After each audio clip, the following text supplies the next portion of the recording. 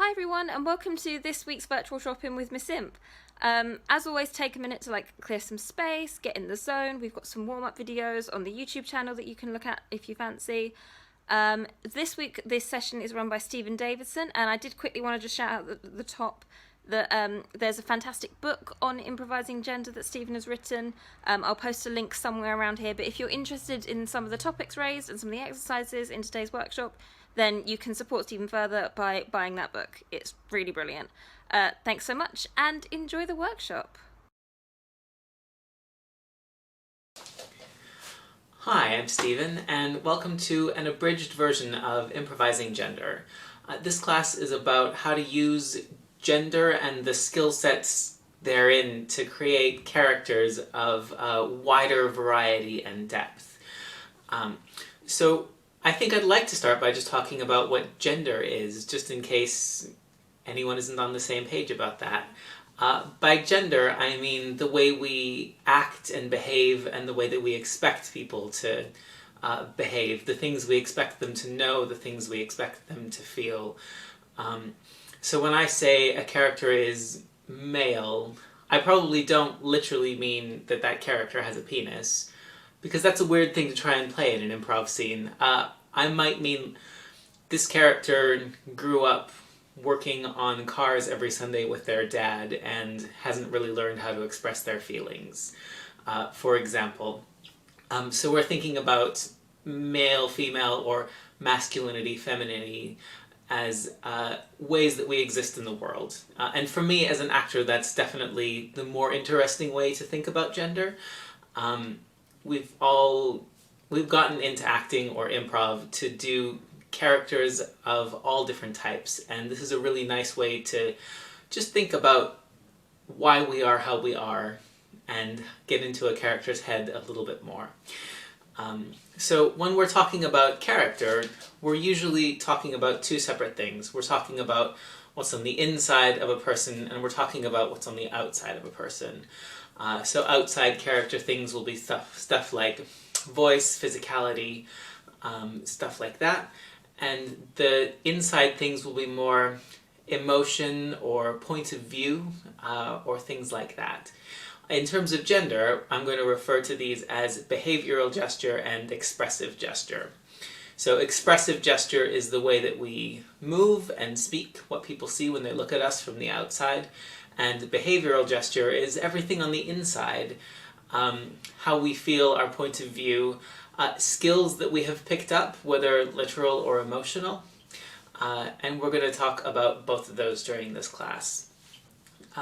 I'd really like us to think of gender as a set of skills rather than an us versus them type of thing, because as improvisers, we should all have all of the skills that I'm going to go over in this video. They're in no way exclusive to any particular gender, and I think the more that we round out our skill set, the better we are as performers. So, the first behavioral gesture that we're going to think about is object work, because it's a really basic thing, but if you were raised one gender or the other, you might be more likely to have one set of skills or the other. So, for example, we're going to start off with knitting. Knitting is one of my favorite object work things to do because it's really intricate, it's focused, and there's something about it that I feel like a lot of emotion can be read in that. But depending on how you were raised, maybe your mother or grandmother or other parental figure taught you how to knit, and maybe they didn't. I hope in 2020 we've all sort of reached the conclusion that anybody could learn how to knit if they wanted to. It's in no way a skill set particular to a gender. But you just might be more likely to learn it as a child, especially depending on where you live and what generation you're part of. So if I'm doing object work knitting, I'll leave enough space in my hands for the needles. I'll take the time to loop one around the other, loop the yarn around. You're making tiny little knots, basically. It's a nice sort of repetitive gesture, which is good. Every once in a while you can sort of move the yarn along the needle or pull the string up behind you. But besides that, it's a really nice repetitive gesture. if you don't know how to knit and would like to do it really well, there are lots of videos on YouTube teaching you how to knit, and gosh, we've all got the time to spend 5 minutes watching that. And just following along to get that really precise. I feel like I see this quite a lot when people are pretending to knit. So I invite you right now just to take a second, stare down at your hands, imagine you've got needles, grab pencils if you want, and see what that actually would feel like. And once you feel like you've gotten into a rhythm of knitting, I invite you to do a short monologue. You can talk about absolutely anything you'd want, except knitting, because we've already got that. You're already doing that. Cool. Pause the video now and give it a go. Great. I hope that went well. I can't see you, but I'm sure it was lovely. A really good thing about object work is that all of us have some things that we're already really good at, just because of our lives. So I'd like to think now of a literal physical skill that you have that might be considered gendered. For example, knitting or changing a tire or something along those lines. Take a moment to think of it. And I'm going to give you another minute to pause the video and do a short monologue as you're pretending to do that skill. Again, try to think about making the monologue about something different than the actual skill, but take a moment in silence to really settle with it and make sure that you're doing that object work beautifully, because it warms my heart to see beautiful object work. Pause the video here. Beautiful. I hope that went well as well. I'm sure it did. So object work is thing number one. That's a really nice example of a behavioral gesture, because it's a skill that we might or might not have learned based on our gender, but these are all things that anyone could obviously learn. So I'd like to start from that place of, obviously anybody can do any of this. Cool. So the second skill that I'd like to think about is confidence in the face of your own ignorance. Obviously, any of us as improvisers can and should have this, but it does sometimes come more easily to people who were raised male, because men are just treated more like competent people. I'm sorry, that's just the way the world is. But if you're female, you spend more time having to prove your own competence rather than having it assumed. And that can sometimes mean that there's a lack of confidence in not knowing, if that makes sense.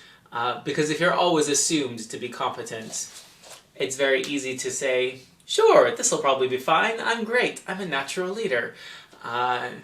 Natural leader is very much a product of, I think, people's prejudices, but possibly that's another video. This exercise is about just working that muscle of confidence in the face of your own ignorance, which again, all of us can and should have. I'd like you to imagine that you're in a room. Any room except the one that you're actually in, basically. Probably it's the same size or smaller than the one you're actually in, because I want you to be able to move around and interact with this.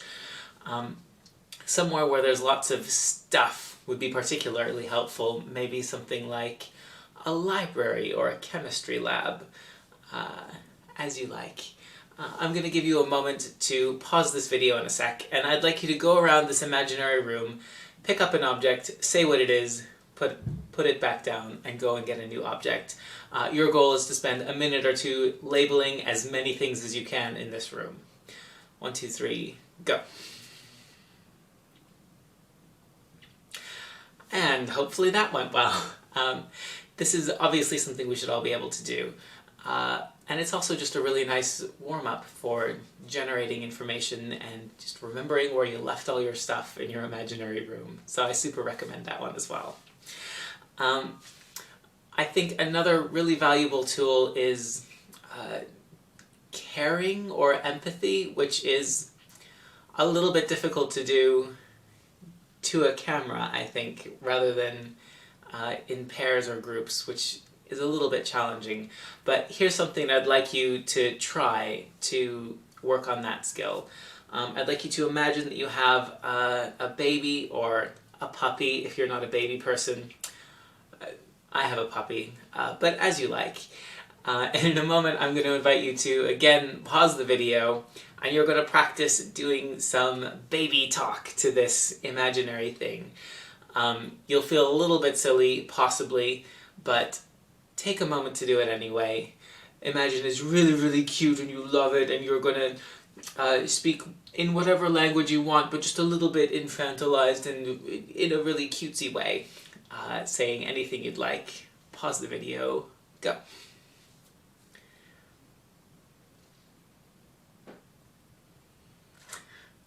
Great.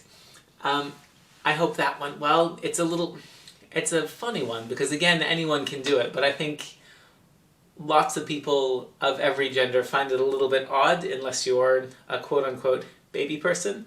But the skill here is communicating with this thing on its level, even if it makes you feel a little bit silly. And I think that moment of empathy is a really nice way to work on that skill by yourself, which is a funny one. It is. I think we sort of live in a world where we expect women to be more nurturing, but obviously as improvisers and humans at this point in 2020, we should all be able to look after something, to empathize, to communicate, and I think that's a very, very important skill for improv, and I super recommend working on that in terms of gender as well. Again, these are all things that we should be able to do, and they're coded as masculine and feminine in our society for unknown reasons. Behaviors that are considered masculine and feminine vary quite wildly culture to culture, so we have sort of just collectively decided that that's what those words mean for ourselves. Absolutely none of this is beyond any of us, promise. Great. I'd like us to do one more object work thing. I think you're going to like this one. Pick an object work thing that is comfortable for you and that doesn't involve a lot of physical moving around the space. So we're looking for something that's a little bit contained. But this time, instead of just starting the object work, I'd like you to think of an emotion. Think of any emotion that you'd like. Start doing your object work. And I'd love you to do that object work with that emotion. Take a moment to really settle into that. Gently imagine you're turning that emotion up to at least a 7 out of 10. So it's really present. It has a lot of meaning for you there. Let it show in your physicality and let it show in the object work, so that you've got a physical vehicle for that before you even start speaking. When you're ready, I'd like you to pause the video again and do another monologue from that place. And again, it can be about anything except the object work. Probably something that has meaning if you're having a strong feeling. Pause the video now. Beautiful, I hope that went well. Again, as actors and improvisers, we should all be able to express our emotions as well as reading them in other people. But we do live in a world where some of us are encouraged more than others to express our feelings. I think, again, it depends how you were raised, where you were raised, when you were raised. But it's definitely a thing. Yeah. So these are some examples of behavioral gesture that are gendered but very useful for us as improvisers to have. I'd love you to keep those in your pocket for later. They're going to come back. And we're going to think about expressive gesture. So this is the way that a character moves, the way a character speaks. So I'd like to invite you now, just as I'm talking, to start walking around your room. Doesn't have to be in a circle. It's okay if you don't have very much space, but try to walk as naturally as you can, the way you would if you weren't in an acting class. per se, just down the street. And I'd like you to just take your attention to your own body. Notice how everything's lining up. Notice what you're doing with your hands, with your feet. Just take a moment to settle in. There's no goal yet, you're just noticing. Now, I'd like you to think of one thing about the way that you're moving that strikes you as a bit feminine or effeminate. Whatever that means to you is the correct answer, because like we said, masculine and feminine are just concepts we've decided to agree on anyway. There's absolutely no wrong answer about that. So, the thing that you're doing that you've decided feels a bit feminine or effeminate, whether it's a big thing or a small thing, I'd like you to just do it a little bit more. Keep walking around, do that thing a little bit harder, and just see what that feels like in your body. And try doing it even more. So at this point, if you saw this person in the street, they still look like a human, but you'd think, oh wow, they're having a day. So it's an exaggerated movement at this point. Take a second to just settle into that, see how it feels. Yeah. And now, just for fun, I'd like you to see how much you can exaggerate that movement before you're in danger of hitting something in your room and or falling over. This should not look like a human at this point. How hard can you do that gesture? Give it a try. Beautiful.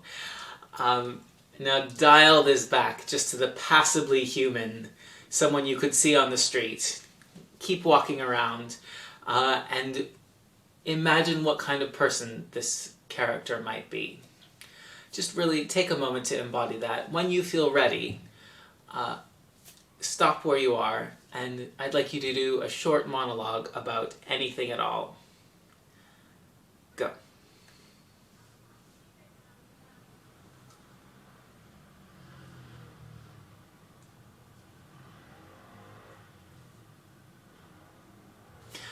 I hope that was all right. I've left a little bit of space in the video because it occurs to me you might not be near your screen having walked around. Beautiful. Take a moment to shake that off. Go back to wandering around the room in the way that you normally would. Check in with your body. Take that moment to just be yourself again. Isn't that refreshing? I like it. This time, of course, I'd like you to check in with the way that you're moving. See if you can find something in your own walk that strikes you as masculine. Again, whatever you think is masculine is the correct answer, because it's a construct anyway. But whatever that was, try doing it a little bit harder. Just see how that feels. See how it changes the rest of your body. See if it changes your feelings. And turn it up a bit more. Again, this is sort of a person you'd see on the street, but you'd notice them. This always makes me think of teenagers who are trying a little bit hard. And now, just for fun, how hard can you do that gesture without falling over or hitting something in your room? Don't hurt yourselves, but see what happens, see how it feels to do that as hard as you can. Beautiful. And now, keeping the feeling of that, dial it back to a passable human character. Keep walking until you feel ready, and then I'd like you to pause and do a short monologue as that character. You can talk about absolutely anything that you'd like. Go.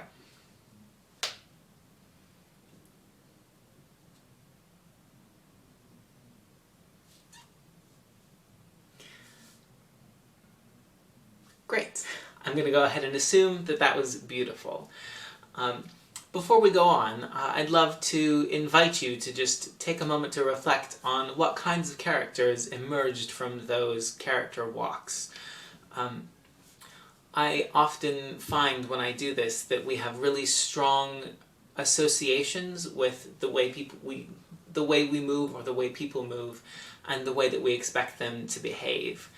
And this means that, well, it's a double-edged sword, because it might mean that you get a really obvious natural character, but it also might mean that we're stereotyping a little bit. I think we sometimes tend to avoid characters that express themselves in very feminine or very masculine ways because it can feel a little bit like a stereotype. But if we think about using expressive and behavioral gesture independently, we can create a much more rounded character. So I'd like to just do a couple of quick scenes like that. Slide back on into your very feminine character. Take a quick lap around the room to remind your body what that felt like. And this time, I'd like you to do a short monologue as that character, but we're going to add in some object work. Keep this physicality, but this character is also unplugging a sink, and they're doing a great job of it. Maybe it's their job. They're having a lovely time. Nothing goes wrong with the sink at any point in this monologue. You're just going to calmly do that and do it really, really well. Enjoy that little bit of object work. And if you'd like, add a little monologue on top of it. Again, it can be about anything you want. Probably not about the sink, because we've already got that. We can see you doing that. It's going great. Pause the video here and do that.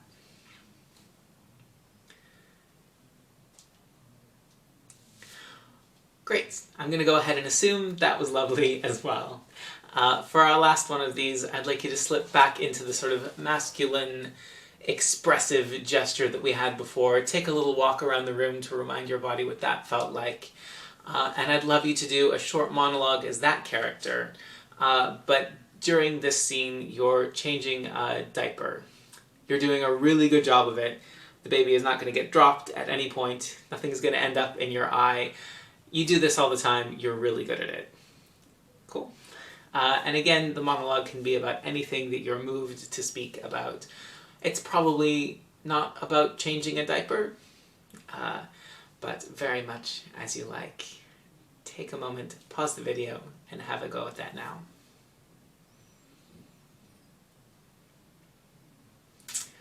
Great. I can't see any of you, so I'm going to assume that that went swimmingly. So object work is a really nice, clear example of this because we have a physical way of expressing ourselves and a physical activity, and we've just chosen a gendered activity and a gendered expression that are slightly different, and that makes a more layered and interesting character already. If you want to keep going with this idea, you can think about different points of view, different emotional skill sets, and stuff like that. For example, have a masculine character that's really empathetic, or a bit of a people pleaser, or just very emotionally literate, but very butch. Or have a very feminine character that's very high status and confident, which should be an obvious, easy thing, but I think if we don't keep an eye on it, it's very easy for our feminine characters to be a bit low status and or in want of a boyfriend all the time, and for our masculine characters to be a bit pushy and mean and brutish in a way. But actually, if we combine those, we have a much wider possibility. Great. The last thing that I'd like to think about is gender as a binary. We often think of male or female, masculine or feminine, but I'd like to invite you to think of the way we express ourselves, expressive behavior, expressive gesture and behavioral gesture, on a scale of 1 to 10, rather than as A or B. Mathematically, this just gives you lots more examples, but it also means that there's a lot more nuance to our characters. A really nice thing to do is to just pick a number between 1 and 10, where 1 is the most masculine you can think of, and 10 is the most feminine you can think of, for your expressive gesture and or your behavioral gesture, because it gives you a much wider range. This is also really interesting to combine with status, which some of you may have already done before on a scale of 1 to 10, where 10 is the very high status character and 1 is the very low status character. And if we combine these, we get a huge range of potential. For example, how do we play a very high status, very masculine character? Is that different from the way that we play a very high status feminine character? And what else can we add into that to be rounded and different, if that makes sense? So have a go with that. Next time you need a character, try a number between 1 and 10. It's a really nice way to just start with a quick choice that'll give you actually quite a lot as the scene goes on. This concludes the sort of creative portion of this. In a longer class, I do also love talking about playing characters who are trans or non-binary. I'm trans, and I love when other people have a really good go at playing those characters. I've decided to leave it out of the short class because it can be quite nuanced and something that we want a bit of feedback and research about to do a good job of. And like any other difficult character choice, it can go wrong. So I guess I'd like to leave you with the gentle idea that you can also try trans non-binary characters. I'd warmly recommend doing a little bit of research into what that means, particularly if you don't have any close friends who are trans and or non-binary. There are lots of resources on my website about gender and diversity generally. You can go ahead and have a look, impromiscuous.com, as a starting point, and or pop me a message. I never shut up about it. That's all from me. Thank you so much for having me. I've had a lovely time. I hope you did too.